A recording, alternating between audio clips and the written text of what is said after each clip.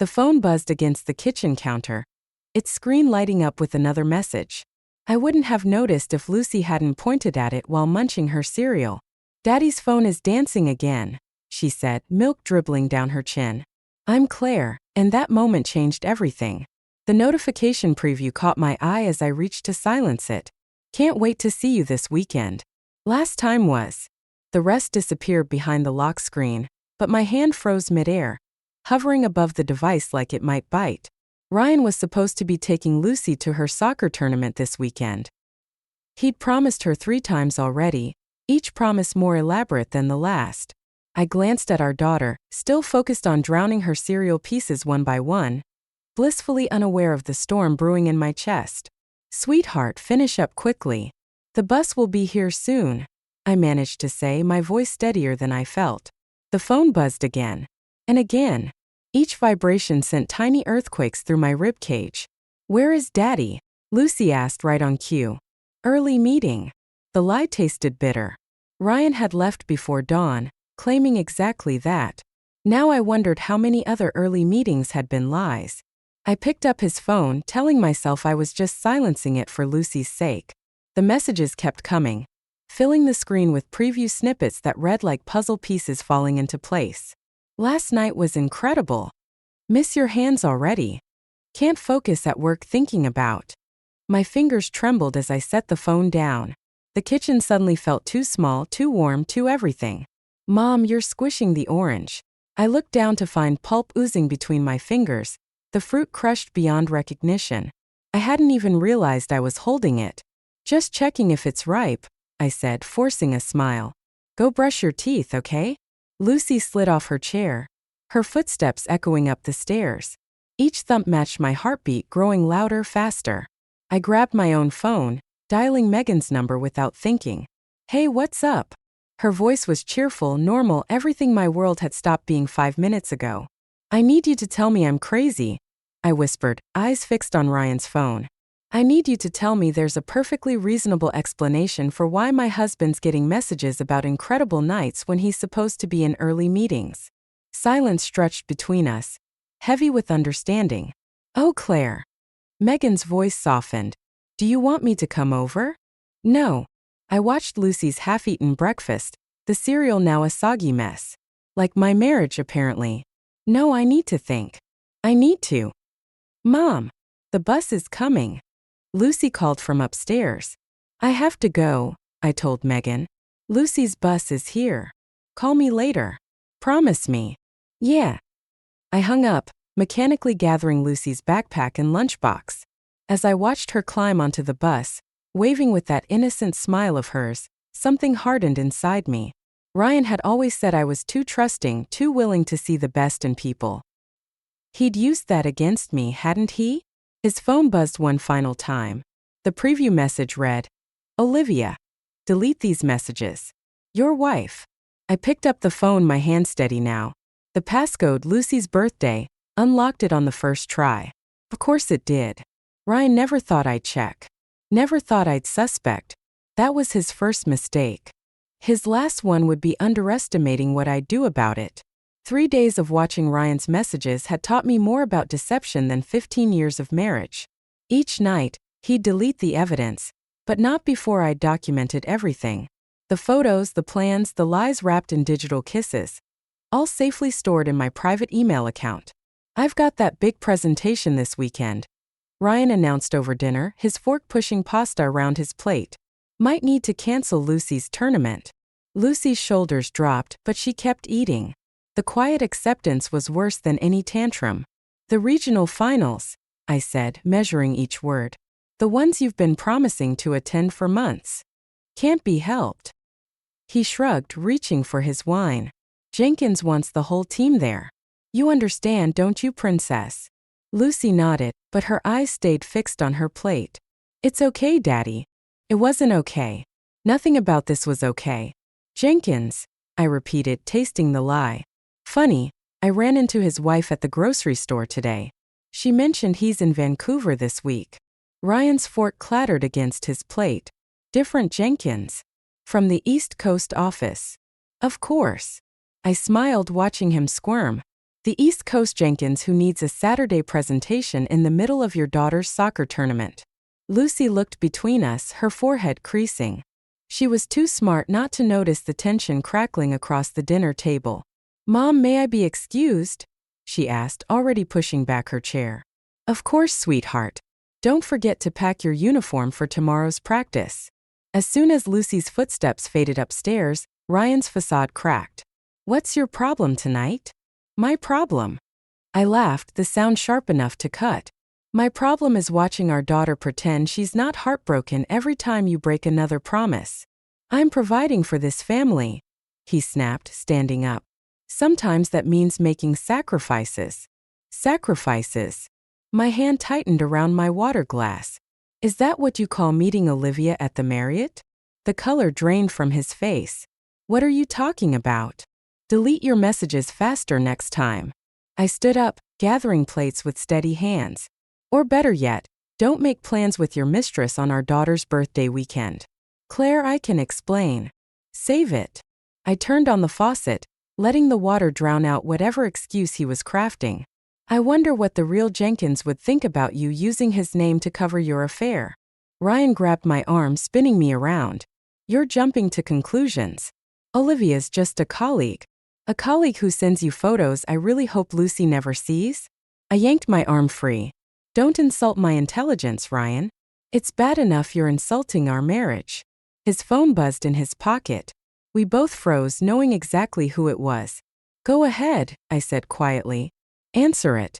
Tell Olivia how the presentation prep is going." Instead, he stormed out of the kitchen, leaving me with soapy dishes and 15 years of memories turning sour in my stomach. Later that night, I heard him on the phone in his study, voice low and urgent. "We need to be more careful. No, she doesn't know everything. Just lay low for a while." I opened my laptop, typing out an email to Megan. "Need your help. Time to stop playing defense." Her reply came within minutes. "Whatever you need. But are you sure you want to go down this road?" Through the wall, I could hear Lucy practicing her soccer drills in her room, probably imagining her father cheering from the sidelines this weekend. The sound of the ball hitting the wall matched the pounding in my chest. Was I sure? No. But watching Ryan orchestrate his lies while Lucy suffered in silence had awakened something in me. Something cold and calculating that whispered of justice rather than forgiveness. I replied to Megan, "I'm sure. He thinks he's being careful? Let's show him what careful really looks like."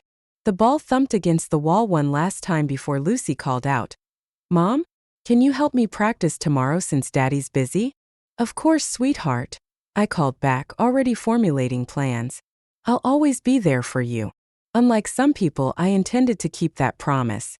The calendar invite appeared in my work email like a slap across the face. Strategic planning session, Marriott downtown, room 718. The organizer, Olivia Reed. The only attendee, my husband. I'd gained access to Ryan's work account 3 days ago. Amazing what 15 years of marriage teaches you about a person's password patterns. Now I sat in my car outside Lucy's school, 20 minutes early for pickup, staring at the screen of my phone. The door opened and Megan slid into the passenger seat. "Got your text. What's wrong?" I handed her my phone. Her eyes widened as she scrolled through the emails I'd found. "Jesus, Claire. These go back months. 6 months, 2 weeks, and 4 days." I gripped the steering wheel. "That's how long they've been laughing at me." "You can't know they were. Look at the subject lines." My voice cracked. "Remember last night? Missing your touch. Can't wait to taste you again." Each phrase burned my tongue. They're not even trying to hide it anymore. Megan reached for my hand, but I pulled away. "What are you going to do?" A group of kids burst out of the school doors, their laughter carrying across the parking lot. Lucy wasn't among them. "I'm going to destroy them," I said quietly. "Not just expose them. Destroy them." "Claire, did you see the expense reports?" I pulled up another email. "They've been charging their little rendezvous to the company account. Meals, hotels, even weekend trips disguised as client meetings. That's fraud. That's leverage." I smiled, but there was nothing warm in it. Ryan's not just risking his marriage anymore. He's risking his career, his reputation, everything. The school doors opened again. Lucy emerged, head down, clutching her soccer bag. "We'll finish this later," I told Megan. "Thanks for coming. Just be careful, okay? Revenge has a way of burning everyone involved." Lucy climbed into the back seat, and I forced my voice into something resembling normal. "How was practice, sweetheart? Coach says I'm starting in the tournament." Her voice was flat. "The one Daddy's missing." In the rearview mirror, I watched Megan's face tighten with anger. She'd been Lucy's godmother since birth, had watched Ryan's gradual transformation from devoted father to occasional visitor in his daughter's life. My phone buzzed. Another calendar invite. Team dinner, Thursday 7 p.m. The same night as Lucy's pre-tournament celebration.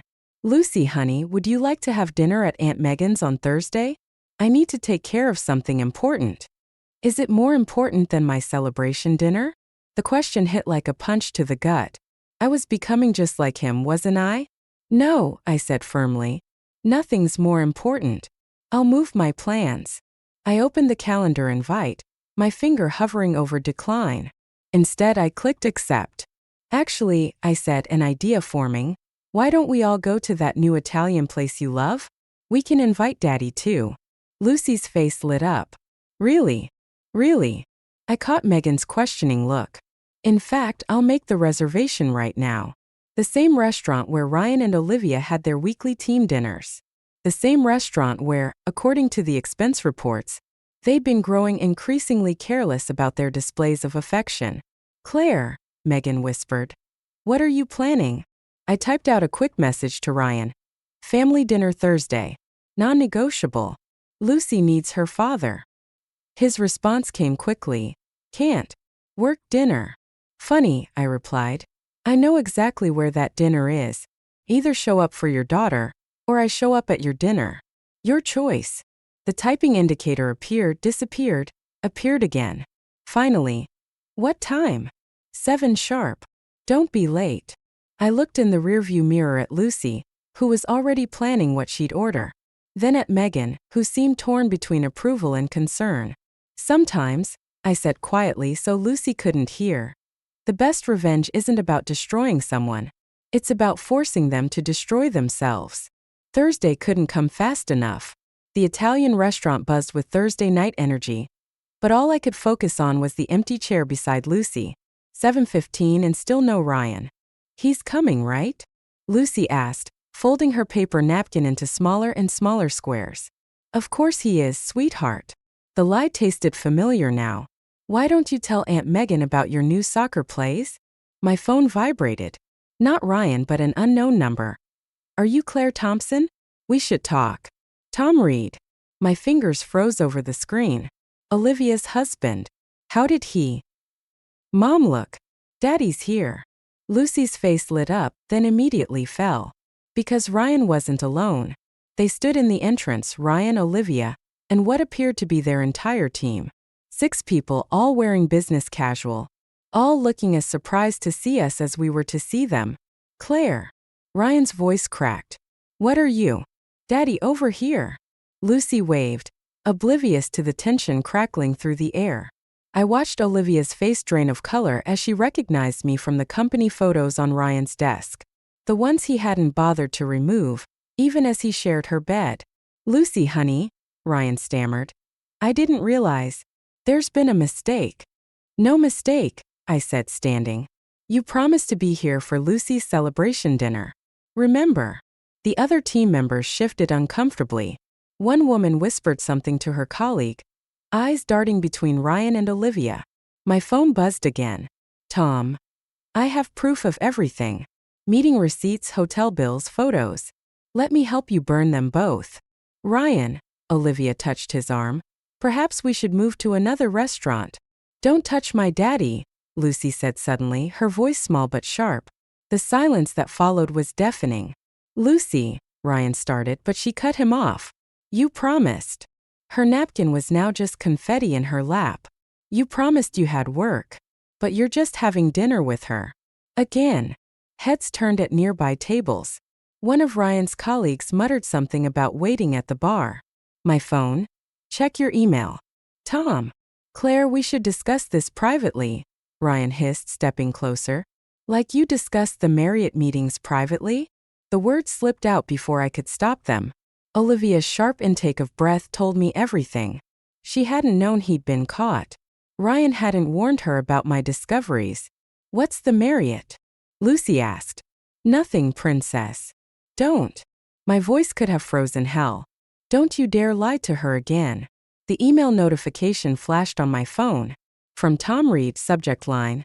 The truth about our spouses. Ryan saw it too. His face went from red to white in seconds. Mom. Lucy's voice trembled. Can we go home? Megan stood, already gathering their things.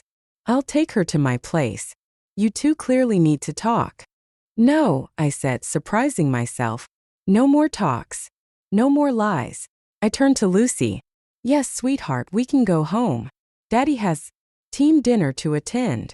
Actually, one of Ryan's colleagues spoke up. I think this dinner is canceled. Ryan, we should discuss some things tomorrow. In HR. The dominoes were falling faster than I'd planned. Ryan's career, his reputation, his family.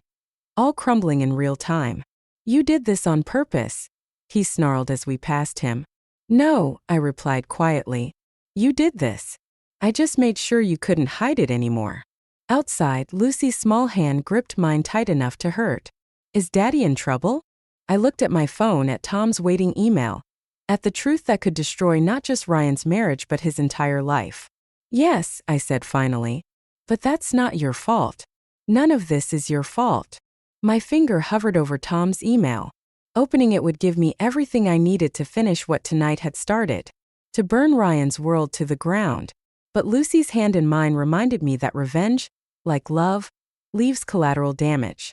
The question was, how much damage was I willing to risk to make Ryan pay? I clicked the email. Tom Reed's evidence wasn't just damning, it was methodical. Every receipt, every hotel booking, every carefully hidden expense traced back through 2 years, not 6 months. The affair had started long before I'd noticed the first crack in my marriage. You look like you haven't slept, Megan said, sliding into the booth across from me at our usual coffee shop. What was in that email? I pushed my laptop toward her, watching her eyes widen as she scrolled. They used company money to take a trip to Cabo last spring, I said. When Ryan told me he was at a conference in Detroit. Lucy's birthday weekend? The very one. My coffee had gone cold untouched. Tom's been tracking them longer than I have. He works in corporate finance. Jesus. Megan pushed the laptop back.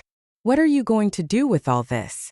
Before I could answer, my phone lit up with Ryan's name. I let it ring. He's called 12 times since last night, I said. Left messages about explaining everything, about how it's not what it looks like. And Olivia? Radio silence. Probably trying to save her career. I finally sipped the cold coffee. Tom says she's done this before. 3 other marriages. The bell above the coffee shop door chimed. Ryan walked in, looking disheveled in yesterday's clothes. Our eyes met and he started toward our table. Claire, please, he began, but I held up my hand. Not here. Then where? You won't answer my calls, won't let me come home. Home. I laughed, the sound sharp enough to turn heads. You mean where our daughter cried herself to sleep last night? His face crumpled. I need to explain to Lucy. You need to leave. Megan stood, positioning herself between us. Now. This isn't your business, Megan. No. I pulled out my phone, opening Tom's email. Like Cabo wasn't my business? Detroit, Ryan. During Lucy's birthday. He paled. How did you? Your girlfriend's husband says hello. I turned the phone, showing him the detailed expense reports. He's very thorough with his record keeping. Claire, wait. He reached for my arm, but Megan blocked him. Touch her, and I'm calling security. My phone buzzed with a text from Tom. Meeting in 20 minutes? Have more to share. You should go, I told Ryan. I'm sure HR is wondering where you are. They suspended me. His voice cracked. Pending investigation. Claire, please, if this gets out, I'll lose everything. The irony almost made me laugh. You already lost everything. You just didn't notice because you were too busy in hotel rooms with Olivia. Another text from Tom. Olivia's trying to pin everything on Ryan. Meeting with HR now.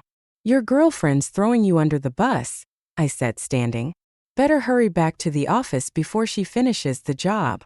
Ryan grabbed my wrist. You can't do this to me. I'm not doing anything. I yanked free. You did this. All of it. Now you get to watch it burn. He stumbled back like I'd struck him. What happened to you? I woke up. I gathered my things, nodding to Megan. And now I'm done sleeping. Outside, the spring air felt too sharp, too clean for the poison churning in my chest. Tom was waiting by his car across the street, holding a manila envelope. There's more, he said without preamble. Things that'll ensure neither of them works in this city again. I thought of Lucy's tears last night, of Ryan's face when he realized he was losing everything, of the satisfaction I'd felt watching him crumble. Show me, I said. Tom smiled, but it didn't reach his eyes. I knew you'd understand. Sometimes revenge isn't about getting even. It's about making sure they never recover. The envelope felt heavy in my hands, weighted with more than just paper. This was the point of no return, the moment where justice became something darker. Lucy's voice echoed in my head. Don't touch my daddy. I opened the envelope anyway. The county fair blazed with artificial cheer. A perfect backdrop for destruction. Lucy bounced ahead of me, cotton candy in hand, while Tom walked beside me, checking his watch. Olivia always brings her niece here, he said. They'll be by the Ferris wheel in 10 minutes. And Ryan, already here. Spotted him near the carousel, probably hoping to intercept Lucy. My daughter's laughter carried over the carnival noise as she watched the ring toss. 2 years of lies were about to explode in front of her, and she had no idea. Maybe this isn't, I started, but Tom cut me off. Too late to back out now. Look. Ryan stood by the carousel, hands shoved in his pockets, scanning the crowd. When he spotted Lucy, his face lit up. Then he saw me. And Tom. Claire. His voice cracked. What's he doing here? Daddy. Lucy ran to him, but stopped short when she saw his expression. Are you okay? He's fine, sweetheart, I said. Why don't you go pick out a horse on the carousel? We'll watch from here. As Lucy walked away, Ryan grabbed my arm. What are you playing at?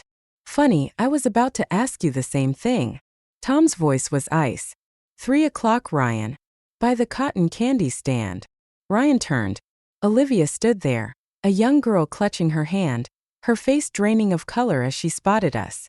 You set this up, Ryan hissed. No, Tom smiled. You did. Every receipt, every hotel room, every lie, you built this moment yourself. We're just here to watch it fall apart. Claire, please. Save it. I pulled free of his grip. Lucy. Come here, sweetie. She bounded back, cotton candy forgotten. What's wrong? Nothing's wrong, Ryan said quickly. Everything's fine. Stop lying to her. The words exploded from me. Stop lying to everyone. Olivia was moving toward us now, her niece in tow, panic written across her face. Ryan, she called. We should go. Go. Lucy's voice was small. But Daddy just got here. He's leaving, Tom said. With my wife. Again. Just like he left on your birthday for their trip to Cabo. Lucy's eyes widened. You said you were in Detroit. Lucy, it's complicated. Ryan reached for her, but she stepped back. You missed my birthday for her? Lucy pointed at Olivia, tears welling. You promised you were working. The crowd around us had grown quiet, sensing the drama unfolding. I can explain everything, Ryan pleaded. Like you explained the Marriott meetings? I pulled out my phone. The expense reports? The messages. Messages. Olivia's voice shook. What messages?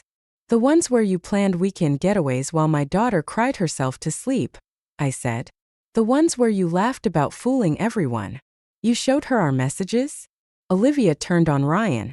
You promised you deleted everything. Lucy's sob cut through the air like glass. I hate you, she whispered, staring at her father. I hate you. She turned and ran, disappearing into the crowd. Lucy. I started after her, but Tom caught my arm. Let her go, he said. This is what we wanted, remember? To make them hurt like we hurt.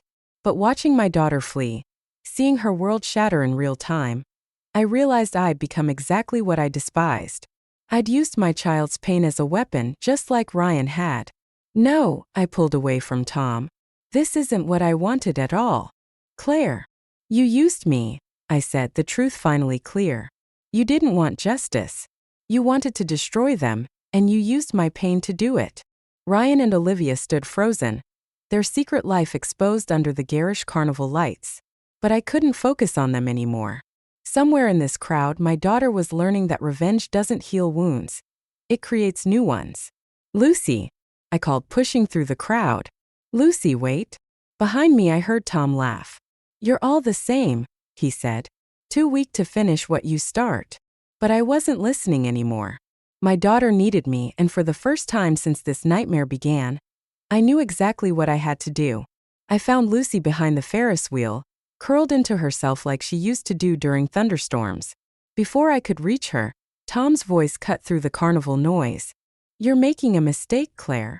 He blocked my path, manila envelope in hand. We're not finished yet. Get out of my way. They deserve everything we planned. His eyes had a wild gleam. Every humiliation, every consequence. Don't you want Ryan to suffer? Mom. Lucy's voice trembled. The affair was just the beginning, Tom continued, pulling papers from the envelope. Wait until the board sees these doctored expense reports. Ryan's name on fraudulent. You doctored the reports? The pieces clicked into place.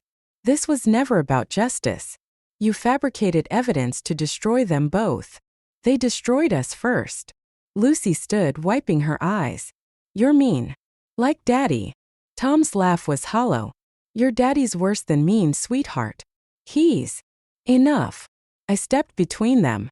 Lucy, go find Aunt Megan by the carousel. But. Now, honey. Please.